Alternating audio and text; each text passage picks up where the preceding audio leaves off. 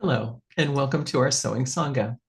You'll find a series of videos here on how to make a rakusu in the Soto Zen tradition, more specifically in the tradition of Upaya Zen Center, Roshi Joan Halifax's lineage.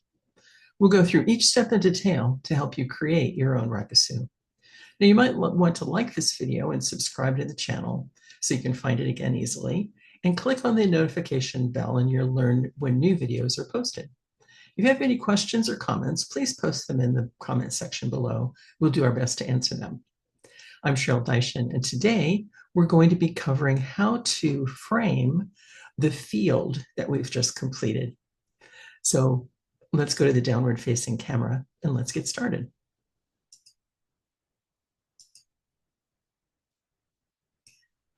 All right, so this is quite a nice milestone.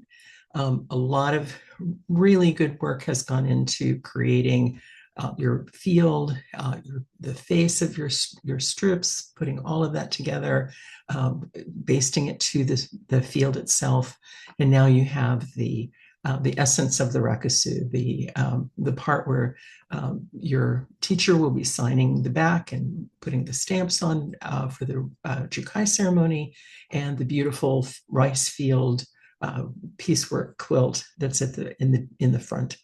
But we need to frame that beautiful piece of art. And let me show you what we're going for. What we'll be accomplishing. So our goal today is to start the process of creating this frame.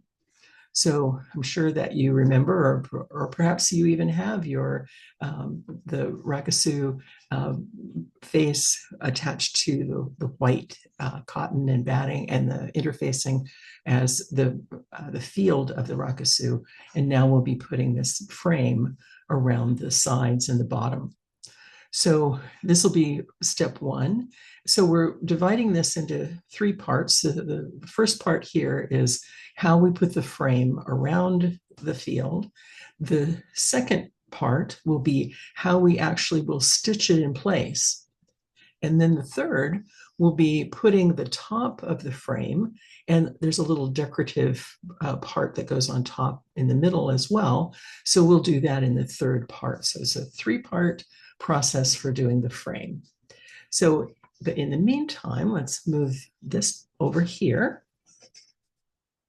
And we're going to take a look at, this is actually just a trim of piece E. So you're going to be, and again, your fabric will be black, and when you mark your fabric, you'll be using either a white tailor's chalk, a white pencil. White pencil is great, those barrel Prismacolor pencils that you might already have in your coloring kit or your craft box. And because this mark won't be showing, so you don't have to worry about making sure it's something that can easily be removed. So, but at any rate, you have piece E, which is 36 by 4.5. And what you'll be doing, and I've already folded this in half, and you'll fold your long piece, and we'll just use the shorter piece so that you can see better. And we're going to fold it nice and right in half. And I would recommend that you iron this. So you fold it in half, make sure that the edges match, and we're going to put that under the iron, make it a nice crisp seam line, or you fold. And then your challenge will be to fold in a 1/2 inch all the way along on both sides. So in a sense, we're making like a little envelope here with a fold on the inside. So that way, when you put it on the rakusu, it'll be this edge will be finished, and there won't be any raw edges, in other words. So this edge will be tucked under, and this one will be nice and straight as well. So let's take a look at doing that, making that happen. And I really like to use this little gadget, which is a seam allowance tool or ruler.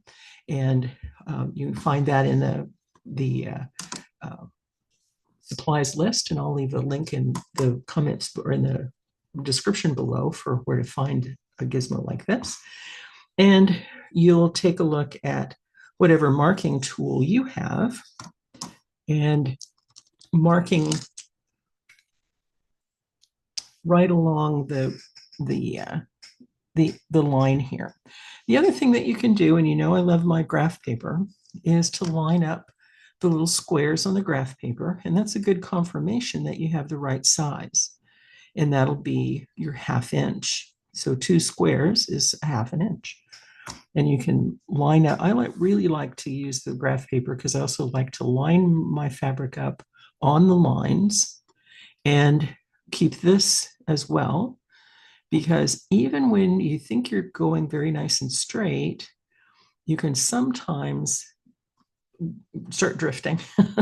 And I know I do that on a regular basis, so kind of drifting along. So we want to make sure that we are nice and straight and that we keep our lines parallel. And I'm also not going, you might have, I don't know if you noticed that I made a little whoosh, it kind of popped up a little bit, but that's okay because we're going to fold this and we'll fold it, and actually the physics of the fabric will create that straight line for us. So we'll allow the, and that's a maybe another point to think about is that to remember that your fabric has kind of an intelligence built into it with the fabric, the weave, and follow the weave, and don't try to strong arm or muscle your fabric into submission. You're working with your fabric and not trying to overpower it. So if there's something that isn't working, you know, if the fold isn't happening correctly, just take a look and see, is it lined up properly? Are the threads straight and in alignment? Because if they are, they will happily fold right in for you. Okay. Okay. Continue on. Bumping into my cushion there.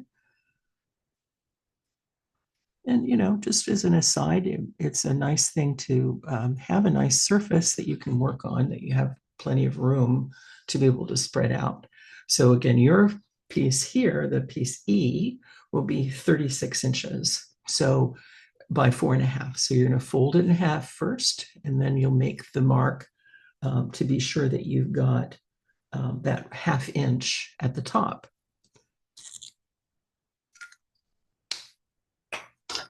And then we'll be folding it and folding this under. And here's another place where our nice little clips come in handy. You can even use I don't know if you remember, you might remember from one of the other videos of using a little bit of water on a paintbrush. And this is kind of a quilter's trick and this particular paintbrush came with a set of colored watercolor pencils. And I'll also link about this paintbrush as well, because you can buy them without the whole set. And so they're really nice. It's kind of a nylon bristle. It just makes that edge damp. And so with mine, I have to be a little cautious here because it's a water soluble pen for fabric marking. But you can, when you moisten that and then come along here and find that edge to fold, then it actually kind of lets you do a finger press right there. Then I'll slip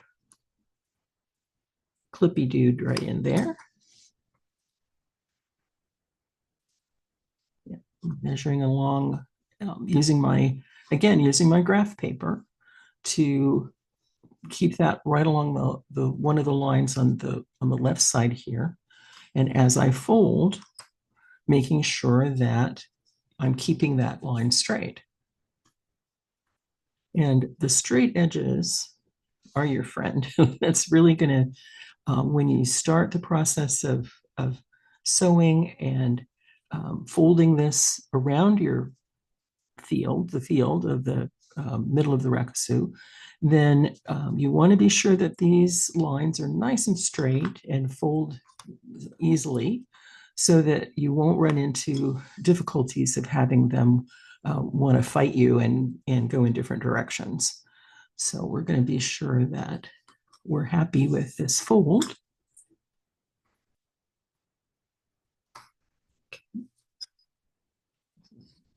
Down. And like I said, just line that up with the graph paper line. And when you, as you turn this over, whether you use your little moistening technique, little trick or not, then you want to keep the fold on a line as well. See what I mean? So you're going to, when I take a look at, and actually when I get right to the edge, let's see if it's going to look.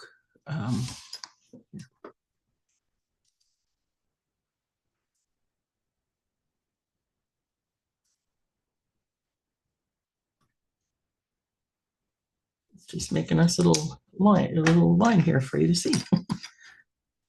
And so when I fold that, I can keep this line in alignment here and this line right in alignment here.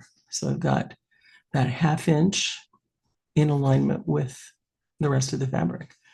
So there are lots of little tricks like that that you can use to make sure that all of your folds are happening in the way that they should. So it does maybe feel like a little bit of fussing, but it's worth it in the end to make sure that the folds all fold properly and want to fold straight and want to lie straight. Because sometimes, I don't know if you've ever had a garment that maybe the collar, you just couldn't get it to lie flat because, and I know exactly why. As they were making the strip of, say, the collar of the blouse, that they had it a bit on a bias. They had it a bit wonky, they cut it out just the teeniest bit off. So the fabric wants to go with the grain of the way the fabric was cut. And so it's always going to have kind of that little bit of a lump like that. And you're never going to get it to straighten out because they didn't take the time to cut it straight, fold it, iron it with a nice crisp edge. And the fabric now is very happy to lie flat. So that's why we want to make the fabric happy too. So this might be a point if you'd like to be working along with me and doing this in real time, then this would be a point to stop the video and go ahead and mark your fabrics on your fabric on both sides. Again, your piece E, which is 36 by 4.5, and you will mark this, put your clips in, then go to the iron. So I fold it in half first and iron it, and then fold your 1/2 inches and then go iron those. All right, so this would be where you could stop the video if you're going to work right along with me, or continue on and we'll show you the rest of the process. So heat up that iron. I know a lot of people don't like to iron, so I have to be firm. Ironing is important. All right. So what we're going to do, let's grab the rest of our clippies. All right. Now I'm going to take this guy off because this is what we want it to look like when we're done. We're going to take this off so you can see the process, because it is a bit of a process. Whoops. Let's leave them here. It's kind of cute sitting there. Oops. There we go. We don't need this guy. We'll put him over there. Put the thimble away as well. Okay, so we're going to take this one off.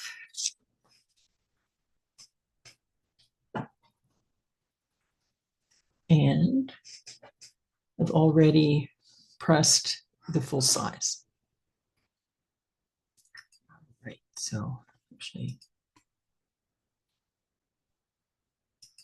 all right, so this edge will now be 1 3/4.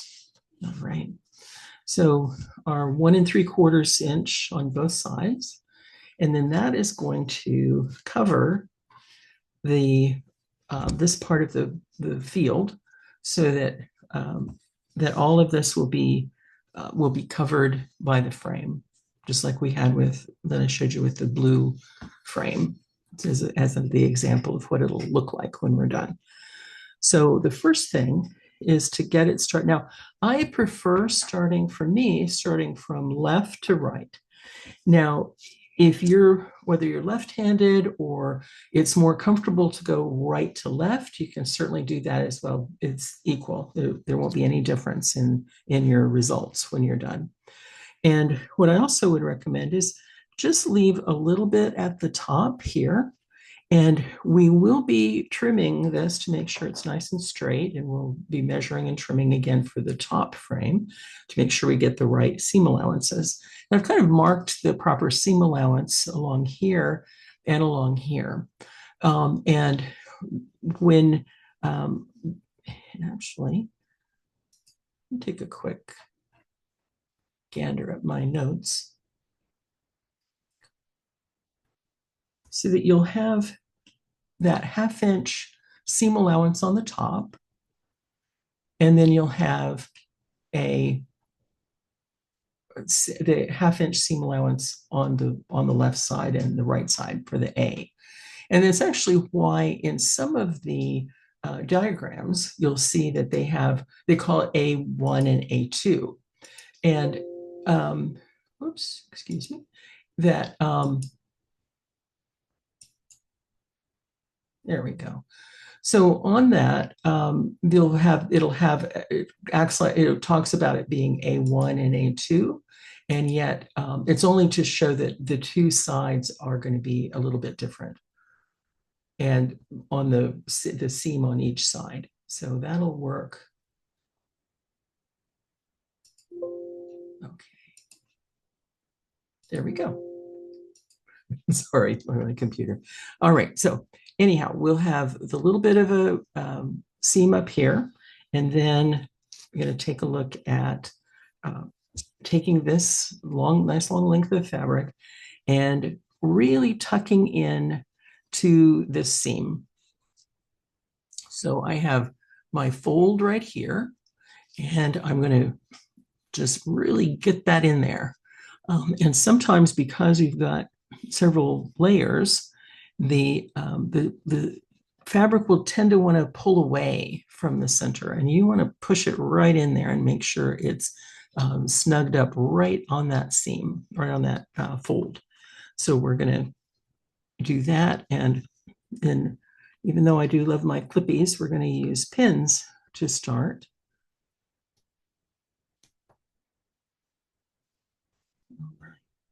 And you might find that the clips work nicely for you if, because they're going to hold on to this edge really well.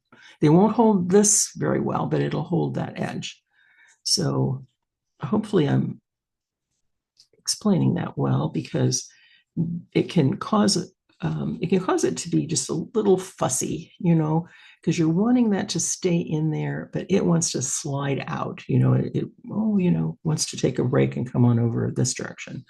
So we want to make sure that we get this nice and tight in there. Okay. And on both sides. So that's the other part of it. You want to make sure that the back side looks just as nice and just as finished as the front, because that's actually where Roshi will be writing your name and doing the stamps and all that good, very nice stuff. So you want that to look very nice. Now, the next part is to come right along here at the bottom, and you think, what do I do with all this? Well, right now we're going to leave it be, and I'll be showing you in a second here how to finish that and create a mitered corner.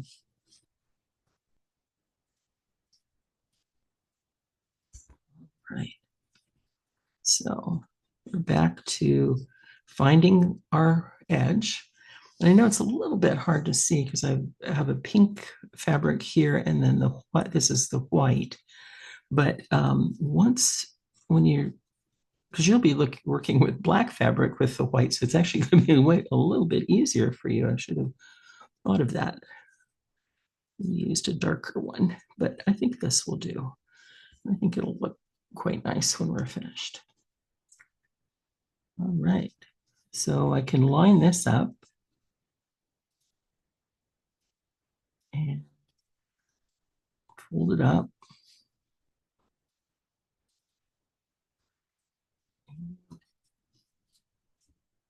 Really make sure.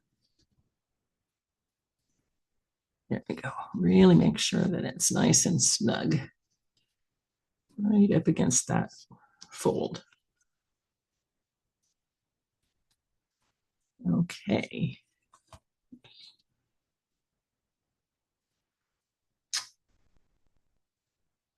Now I'm going to pin, but I'm going to kind of fuss just a little with this part in just a second here.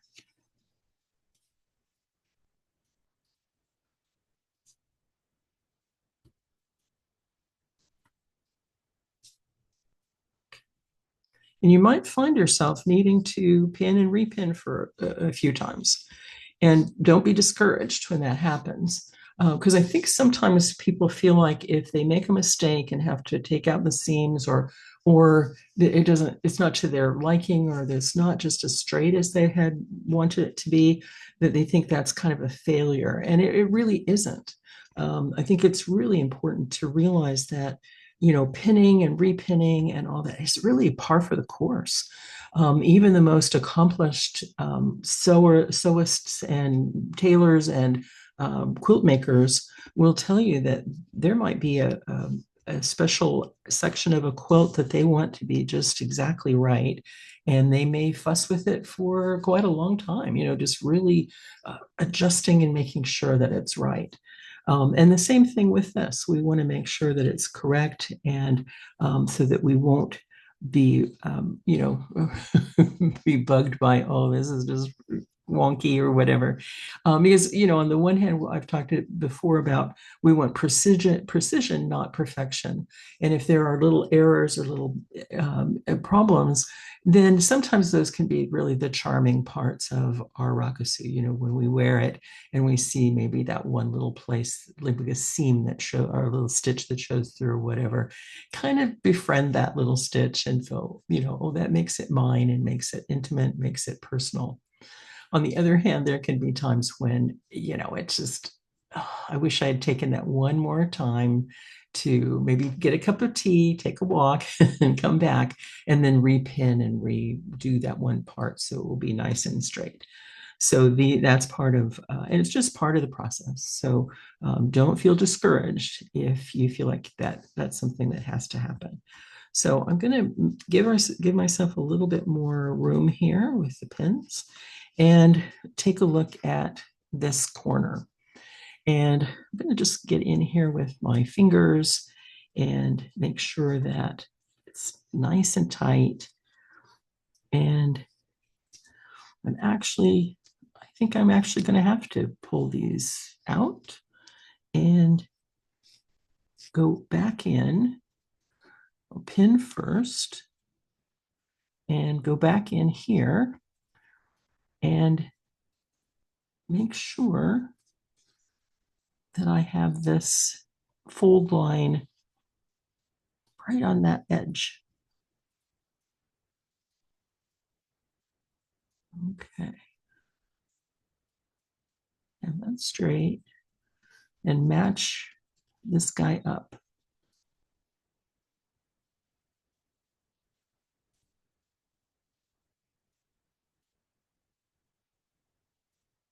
All right, so right here, I'm going to be bold here. And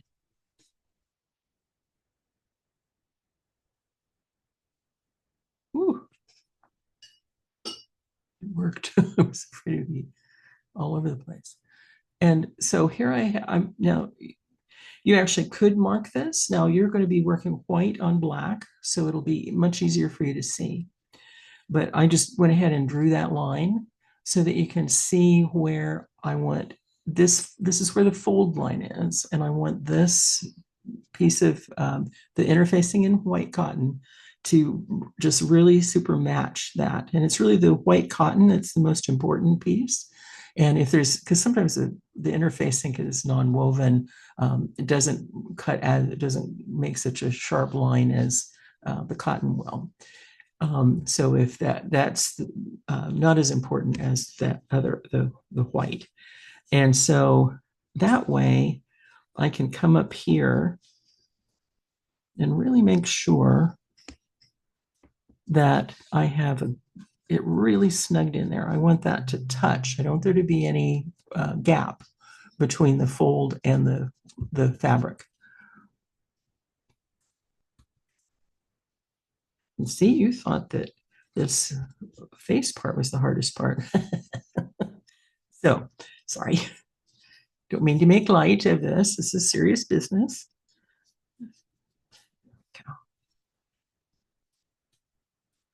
Make sure I'm happy with this. And we'll pin him in place. And I may have to do the same thing on this side. So, we're not quite out of the woods yet. So I'm going to take this out. Oops, and it's a good habit to keep your pins in your pin cushion for several reasons. You can stick yourself, and I don't have any cats anymore, but I used to, and I was always terrified that one of my cats would swallow a needle, because I did see somebody whose cat did that, and it got stuck in their throat, and I didn't want that to happen. So with whether it's threads or needles or whatever, especially if you have pets, be sure you keep them policed and in proper place. Okay, so let's give this a shot. So we're going to have a feel in here that, yeah, my fabric is right at the crease. And, oh, you know what, let's turn it over and take a look. And, oh, look how pretty that looks, right? So we've got this nice fold here. Yeah, it just looks very nice, I think. Okay, so let's go back here, because this is where we're going to work first. And we'll have, we know that our seams are nice and straight. And now we have a little tricky part. What we're going to do is we're going to bring this fabric all the way, center that a wee bit better. And we're going to take a look at folding this down. And we're going to try our best to bring, there we go. We're going to bring this together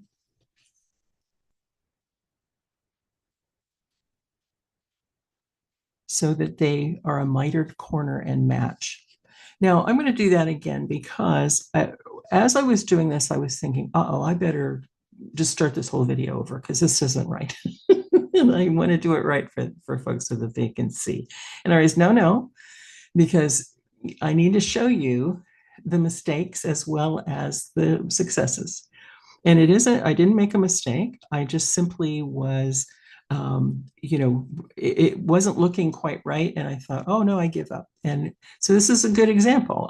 That even somebody who I've been sewing for many, many years, and sometimes you think, oh no, I didn't do it right. I better start over. And instead, let's take a look at how to fix things, or how to adjust when we realize that it isn't working quite the way we hoped. So what I was doing was trying to bring the fabric all the way down, and then I was disappointed because it was folding over like this, and that's not what I want it to look like at all. It needs to be, and in a sense, you can actually see that the fabric is actually very cooperative. It's cooperating with me. I want to have this mitered corner. Okay. So what I'll wind up doing is, and it'll be the top is the top will be over. And so it might be tempting to do this. And that's, you don't want that. You don't want it to be a straight line like this. You want it to be at an angle. And this top part is going to go over. And what we'll do is that we're going to just have fun with folding this guy over to match this. Okay.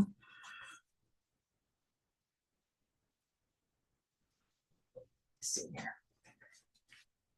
I'm going to put this piece of this blue fabric on top here. And so you can see that I have an angle like this. And what will happen, in fact, do this. Kind of doing this demonstration on the fly a little bit here, but that's a good thing. That's okay. And I'm going to line this up so you can see a little bit better. So when I push this fabric in, I'm going to have this meet this edge right here. So this edge is going to meet right in this corner, right in this peak. And then you'll have an angle that will go this direction. And so this is straight, and this comes over and has an angle, so it's a mitered corner. And these two edges, this will meet in a nice little right angle here. So I'm going to slip this out, and then I'll tuck this under so that it's straight. I don't want any wrinkles here. And then lay that down so that it matches. So, hey, how about this? I'm very happy. And it's, and this is can be a tricky part. And I think anyone who's ever made a rakusu before will tell you that this one can sometimes give you a bit of a headache as you try to make the correct angle here. I have seen diagrams, and I have looked at a lot of different folks who make rakusus in different traditions, and even the Soto Zen one, that they have different ideas about how to do this corner. And this is actually the technique that Marilyn teaches and that I have used to make my rakusu and my practice rakusu, and and other things. And also, when you look, if you want to learn more about framing a quilt, because obviously this is actually like a patchwork quilt, and you frame your quilt at the end so that all of those edges are contained and have a nice border around it. And when you look that up, you'll see that this is also a technique that you would use to frame a quilt that you're going to put on your bed or use as a lap quilt or whatever. So this is how that's done. And what I'll wind up doing as well is putting a pin in here. And then we're going to keep going. So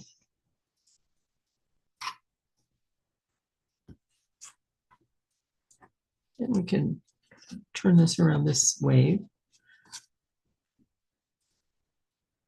And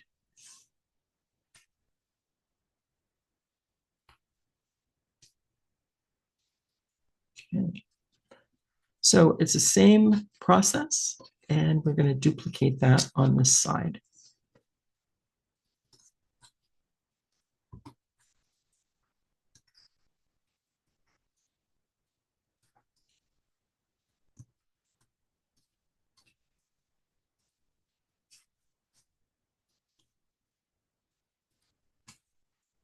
Okay. I need to give myself a little more slack, because you'll notice that I'm going to have quite a bit more on this end than on the other end. But that's a good thing. I like the way that when Marilyn and her group put together the sizes and the lengths, they gave us extra for like for this and for the straps when it's time to put the long straps on. There's actually more than enough fabric to be able to be sure that any adjustments can be made without being too close. Because if it's really too close then you discover you're like just a quarter of an inch too short, that's a disaster. But so there's generous measurements for that. So no worries.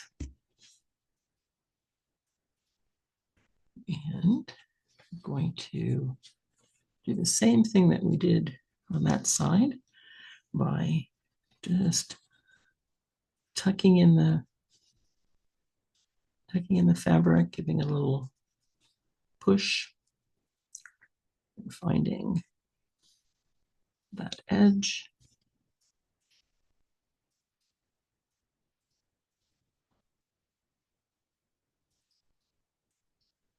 And coming right along here.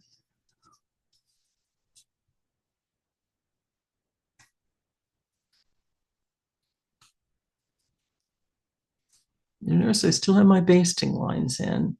And you want to keep them in as we're doing this process as well, because that way you don't have to worry about anything getting wonky and different. And at the end, and actually I kind of fell in love with my Rakusu with the basting lines in.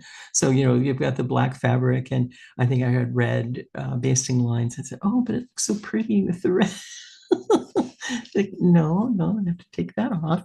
So yes, we are humble. We're going to have our lovely black Rakusu, not as something to show off with, but something to remind us of our vows and how we want to live our lives and our connection to the Buddha. It's a lovely thing. Oops. Here we go. Make sure we have that. And again, we'll be just going to turn it this way.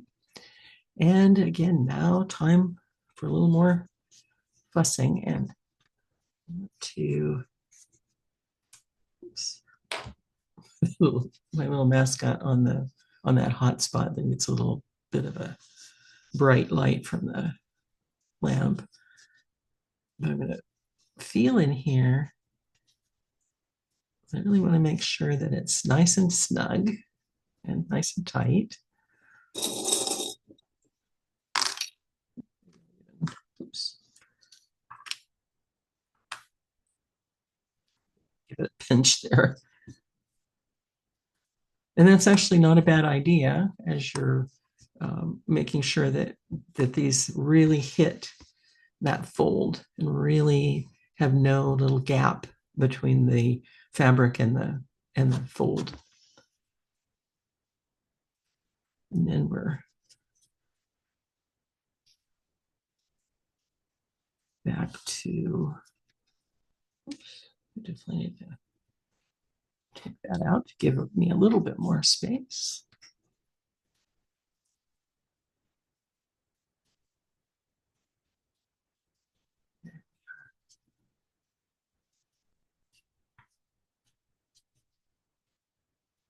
There we go. We're going to fold that in. Make sure he's nice and straight. That kind of shows in the light. You can see where that came all the way down, and that now this meets right there, right at that edge. And if it needs to come up that direction and come out just that tiny little bit, then that works too. You also don't want it to have like curl under and have more layers. You just want just the layers of the two layers here and then the two layers here. So if it folds under, it might look a little, extra padded, and we don't want that.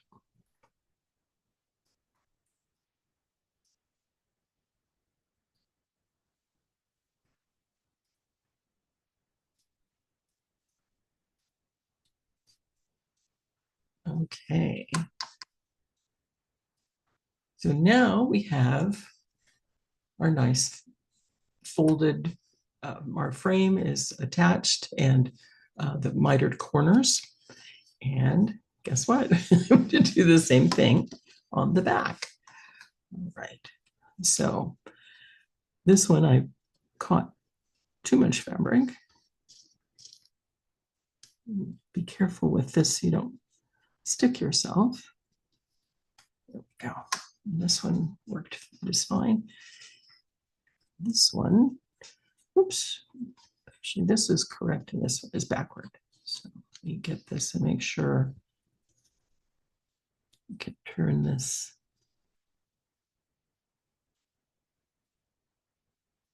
this way.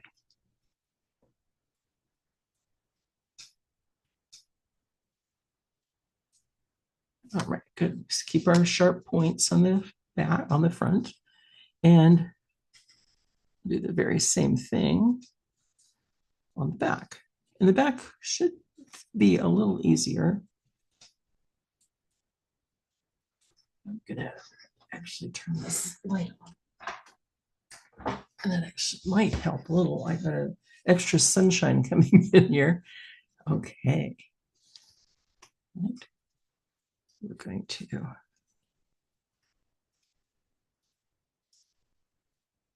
up here and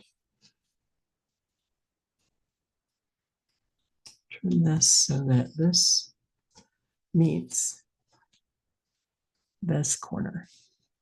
All right. So we have a little pucker right there from the needle underneath or the pin underneath. So we want to make sure, and this is the side row she's going to see. So we want to make sure it's very nice. And so we have a nice straight line and we have that corner that meets right in that area right here. Take another pin. Pin that through.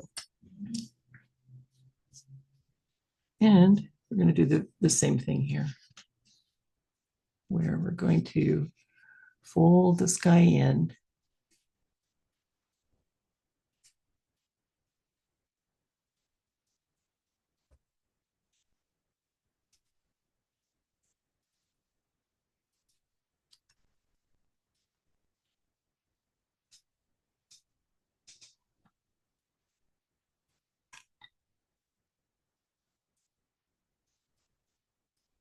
If anybody's thinking, oh, what is this tool she has?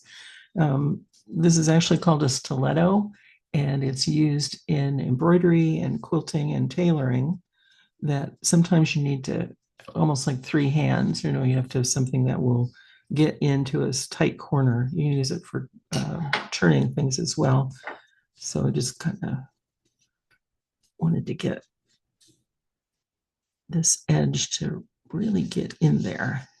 It's was fighting me just a little bit. Okay.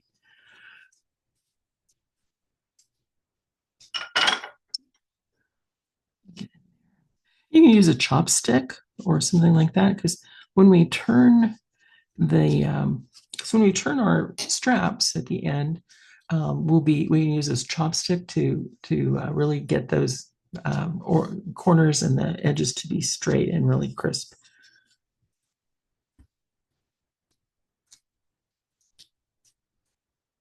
All right. So I'm going to get another pin.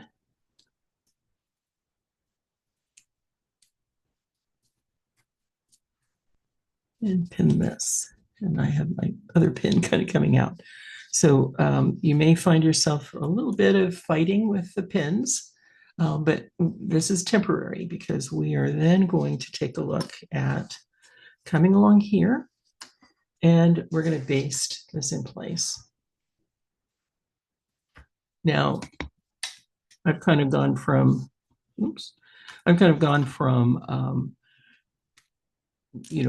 working left to right to left. But when we baste, and hang on one second here.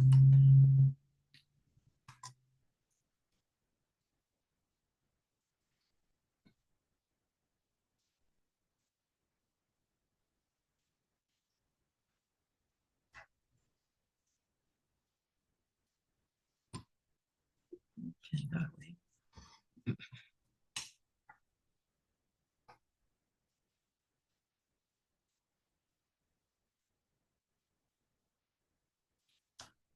There we go. Then anytime we're doing our sewing, we're going to go from left to right if you're right-handed, and we're going to baste this in place. And that's an important, this is an important thing to do. You just want to make sure that it holds in place, and we can then take our pesky pins and send them packing. We can put them back on the pin cushion. And then we can take a look at the cloud went under the sun. So maybe try that again. So I'm going to go through both sides. Okay, so I've got quite a few layers to go through, which is a nice thing for having our thimble.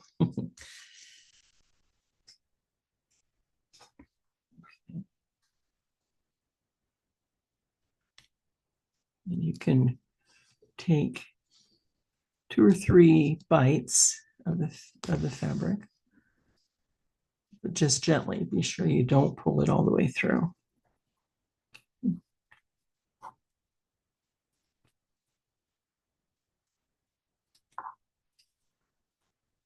Give it a push with that thimble.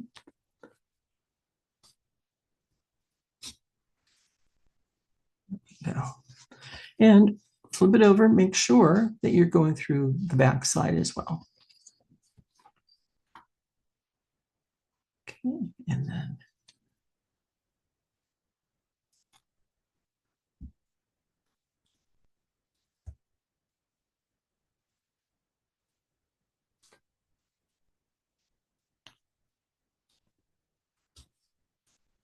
so with your black fabric, you're going to want to make sure that you're using a contrasting thread.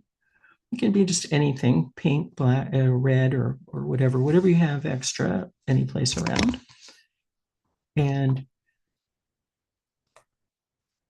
go through that. That way you're able to see the difference. If you use black on black, it'll be harder to find the stitches to take out, because you won't leave these in. I'll show you the slip stitch that you'll need to use to be sure to then stitch it in. So that'll be our next episode, or part 2. So let's finish basting this edge.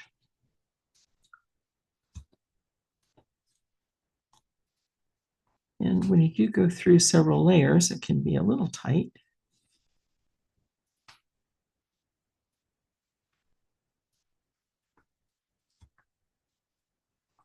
You don't have to do several, you just do a couple at a time. There we go.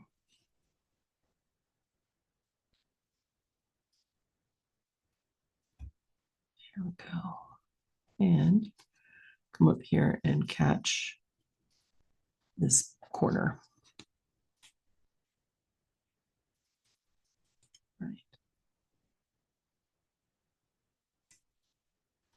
And we'll even baste all the way down. And this one will be tougher to go through, so you might want to do it just one at a time, like this. There we go.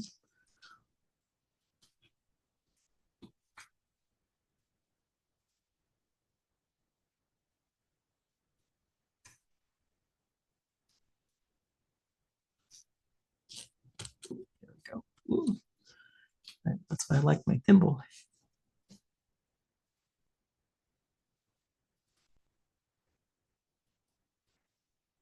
we go. Make sure it went over all the way through. And there we go. So what we'll do at this juncture is I'll do a sew along video for you where I'll finish this basting, but that'll be a separate video. So once and you may not even need that unless you just want the company as you're sewing. So what you'll wind up doing is you'll baste that, and you're in good shape now to be able to do the basting.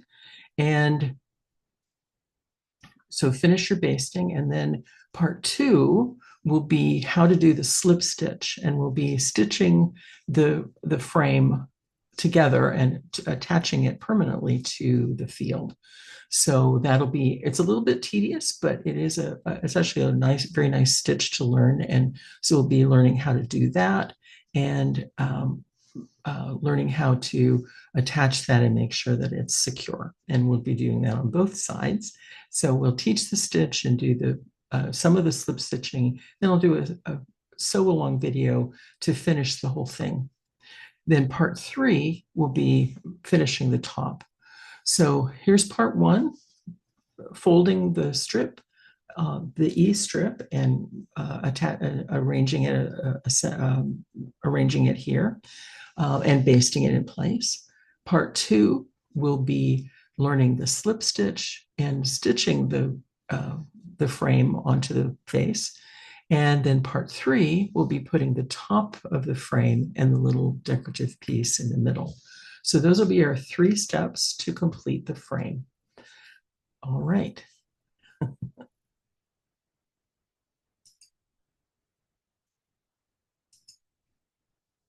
All right. So thank you for listening. And if you have questions or comments, be sure to leave them in the comments section.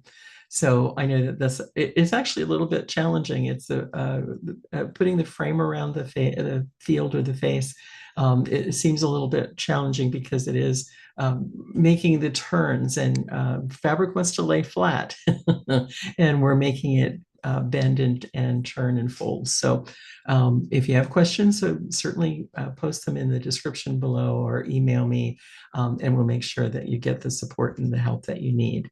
So be looking for the sew along video for finishing the basting, and then take a look at, wait and hit that notification bell so you are notified when the next 2 parts are online and available for you. So thanks for listening. Take care, and I'll see you in the next one.